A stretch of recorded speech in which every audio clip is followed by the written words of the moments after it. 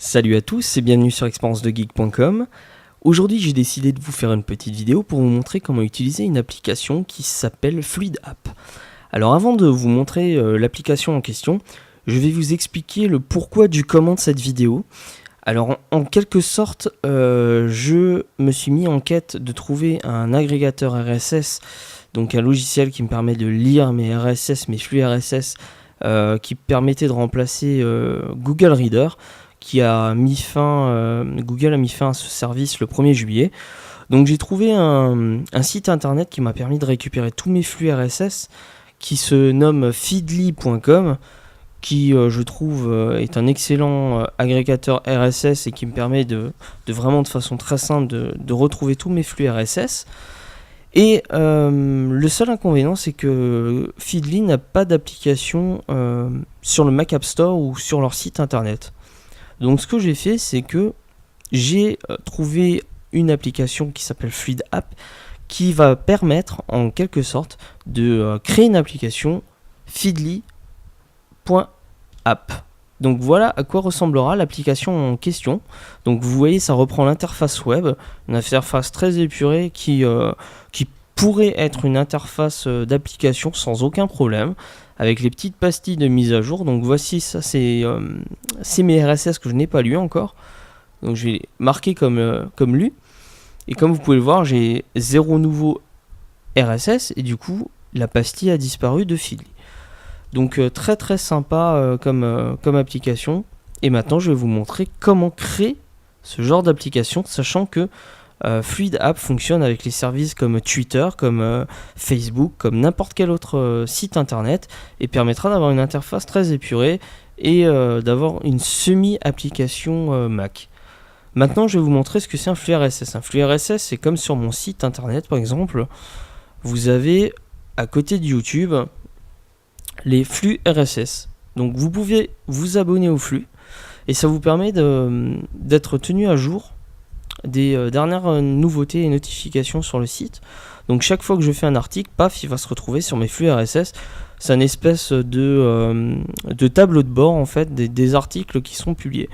Donc quand vous avez plusieurs sites à consulter, ce que je faisais moi personnellement comme beaucoup d'autres, c'est que je m'abonnais au flux RSS. Et avec l'agrégateur RSS, en fait, j'avais tous les abonnements en une seule application. Donc je pouvais avoir tous les articles du jour sur une page, tous les jours. Et j'avais comme ça toutes les nouveautés à m'apporter. Donc maintenant que ceci est expliqué, je vais me rendre sur le site Fluid App. Donc Fluid App. Voilà, fluidapp.com. Je vais télécharger la version gratuite, donc free download. Voilà. Je vais ensuite double-cliquer pour ouvrir le zip. Et enfin, nous avons l'application Fluid App qui se trouve ici. Voilà, je vais le lancer. Je vais l'ouvrir.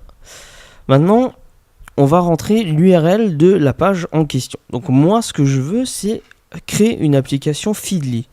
Donc ce que je vais rentrer, c'est http://www.cloud.feedly.com. Alors je suis plus certain qu'il y ait le cloud ou pas. Donc ce que je vais faire, c'est que je vais me rendre sur sur Mozilla pardon, et Google également, et je vais taper Feedly pour retrouver la page, pour la lancer et puis pour voir le nom de l'application en question. Donc comme vous pouvez le voir, c'est cloud.feedly.com. Donc je vais enlever les www. Voilà. Le nom, je vais lui donner le nom de Feedly, étant donné que c'est l'application, le nom de l'application. Ce que je vais faire, c'est que je vais créer l'application sur mon bureau. Et au lieu d'utiliser le favicon du site, je vais lui donner une icône que j'ai récupérée personnellement. Donc je vous mettrai le lien dans la description de l'article. Le lien que je suis en train de coller dans mon interface internet. Je vais télécharger l'icône. Voilà, qui est fait. je vous collerai le lien bien entendu dans l'article, et j'ai trouvé l'icône de Feedly directement sur un site internet. Donc ce que je vais faire, c'est que je vais utiliser cette icône pour que l'application ressemble véritablement à une application, voilà, et je vais la créer. Une fois que c'est fait, il suffit de faire OK, voilà, donc mon icône je peux la supprimer, j'en ai plus besoin, et je peux lancer le site de feedly.app. Et je retrouve l'interface de Feedly directement comme une application Mac. Donc très très sympa comme découverte. Et ça m'a permis de remplacer l'application Reader que j'adorais et que j'affectionnais particulièrement, mais qui malheureusement ne prend pas encore en charge le site Feedly. Donc j'étais obligé de créer une autre application pour récupérer mes flux RSS. Maintenant, il faut savoir que ça fonctionne avec n'importe quel site internet. Donc je vais vous montrer par exemple sur expériencedegeek.com, donc http://www.expériencedegeek.com. Voilà, EX2G, je vais l'appeler. Je vais demander de se mettre sur le desktop et je vais utiliser par contre ce coup-ci le favicon du site que je vais créer.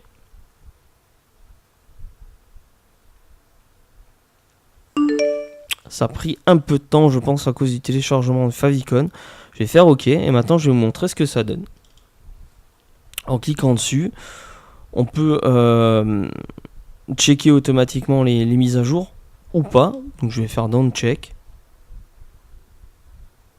Et voilà, vous avez directement le site Expérience de Geek en application sur votre Mac. Donc très intéressant si vous avez tendance à visionner certains sites tels que Facebook, Twitter ou n'importe quel autre site et que vous n'avez pas d'application sur le Mac App Store ou que vous le trouvez vous ne le trouvez pas chez l'éditeur. Je trouve ça très sympa comme petite découverte.